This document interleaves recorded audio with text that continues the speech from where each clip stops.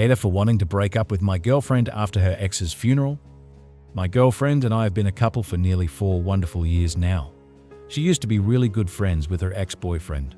They had known each other for a whole decade and were even high school sweethearts.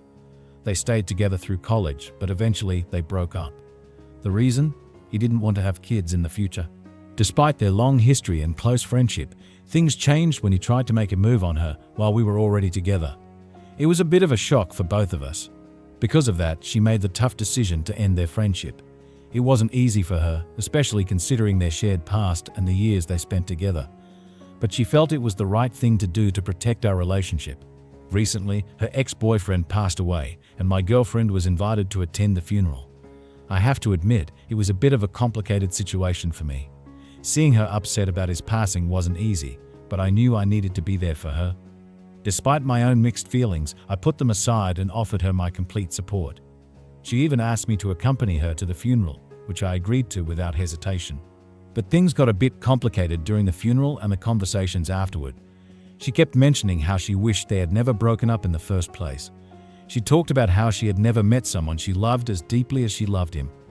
Hearing her say these things was difficult for me, especially while we were mourning his loss together. It made me wonder where I stood in her heart compared to her memories of him. During the funeral, she gave a speech where she expressed how, if things had gone differently, they could have built a happy family together with children. Hearing her talk about this hypothetical life they might have had was really tough for me. I had to really hold back and resist the urge to say anything right there and then. It felt like a dagger to my heart, but I didn't want to add to her grief by speaking up at that moment. Now that we're back home, she hasn't brought up what she said during the funeral. It's been weighing heavily on my mind, and I'm finding it hard to shake off those words. I'm at a crossroads, feeling like I'm on the verge of leaving because of the pain and confusion I'm feeling. But at the same time, I wonder if she only said those things because she's grieving and feeling nostalgic about their past. It's a tough situation, and I'm trying to figure out what the right thing to do is for both of us. Update 1. 3 days later. These past few days have been really tough and emotionally draining. Surprisingly, my post about our situation received a lot more attention than I had anticipated. The response was overwhelming, to say the least. I've been trying to process all the feedback and advice, talking to friends and reading through the comments on my post to gain some perspective. It's been a whole week since the funeral now, and things at home have been difficult. My girlfriend has been deeply affected by her ex's passing, and it's been hard to reach out to her.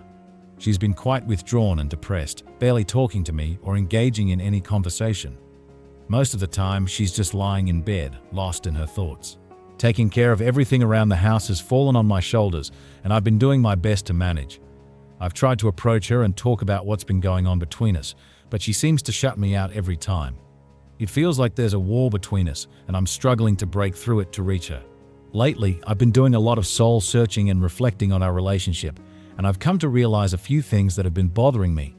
One of the things that stands out is that my girlfriend seemed to be more passionate and romantic with her ex-boyfriend than she has ever been with me.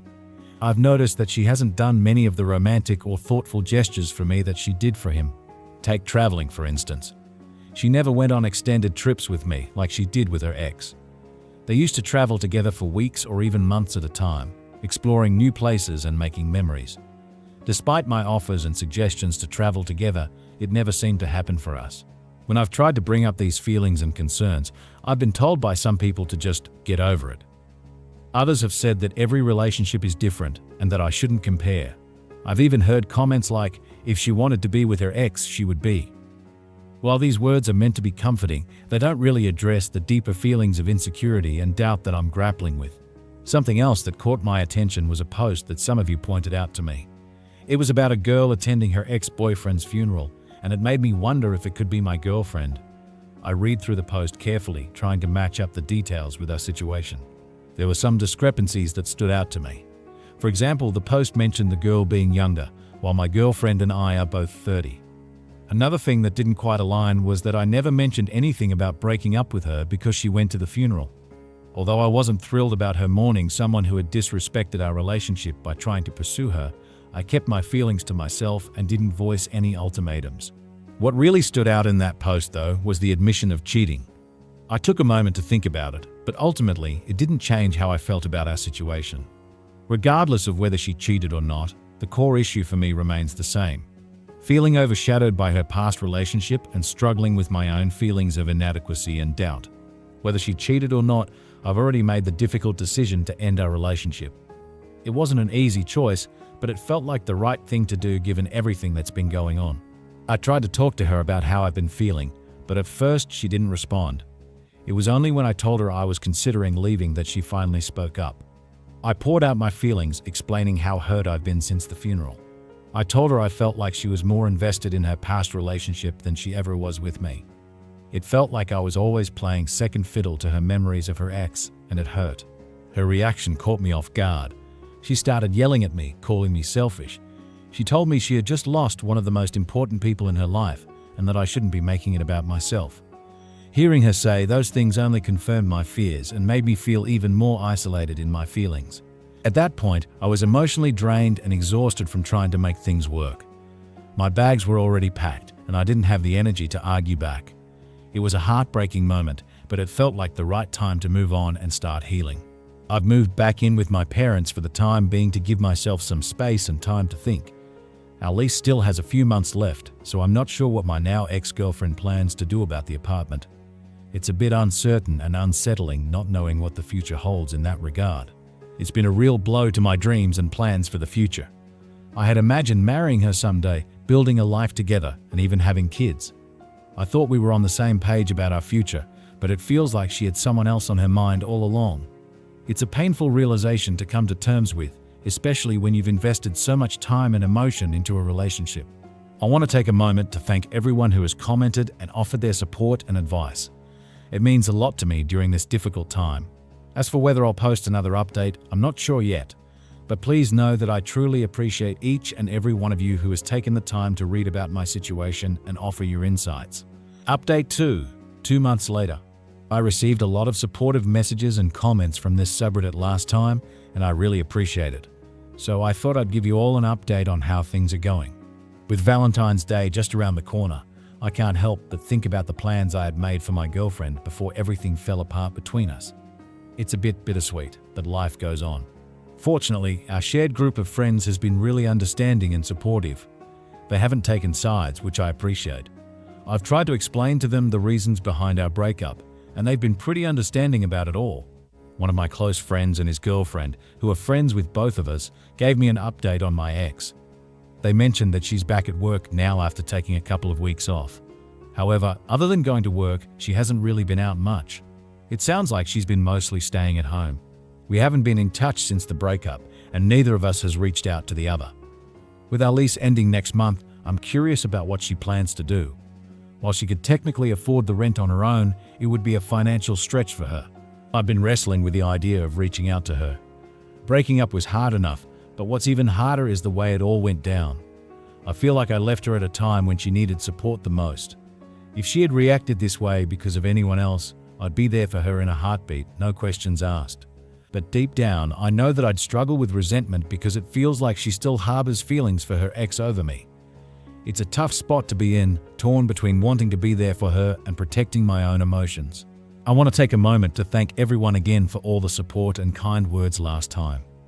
I guess this update is just me venting and trying to navigate this complicated situation.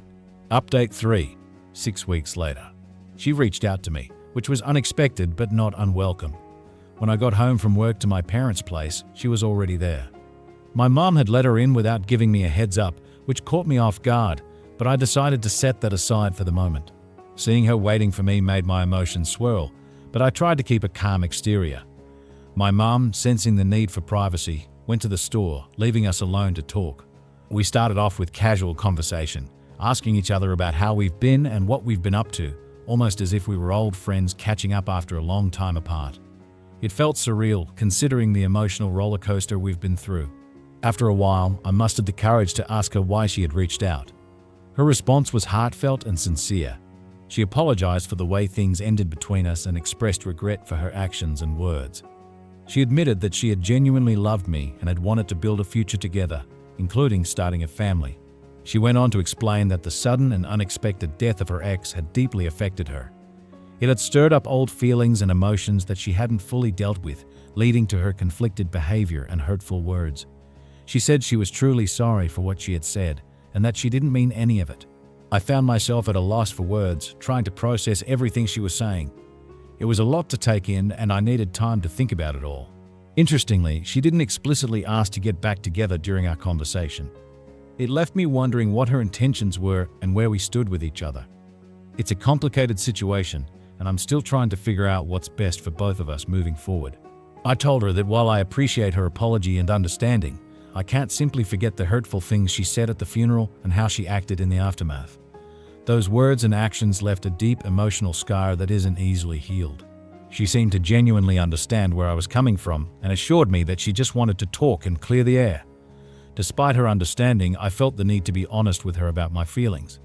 I told her that while I don't harbor any hatred towards her, I don't think we can go back to being friends. I explained that being around her right now is just too painful for me. After our conversation, she left, leaving me feeling emotionally drained and a wreck. She appeared to be doing okay, even looking healthier than the last time I saw her, which was a relief in some ways, but also added to my mixed emotions. I've decided to move out from my parents' place, and I've made the choice not to tell her about it. I've also asked my parents to keep the information to themselves. It might seem a bit drastic, but I think it's necessary for my own healing and well-being. I genuinely hope that was the last time I see her, at least for a long while. I need time and space to heal and move on from this chapter of my life. On a side note, I wanted to update you all about the lease situation. My name has been removed from the lease at our old place. Thankfully, our landlady was very understanding about the whole situation. I thought I should mention this since many of you had expressed concern and offered advice regarding the lease.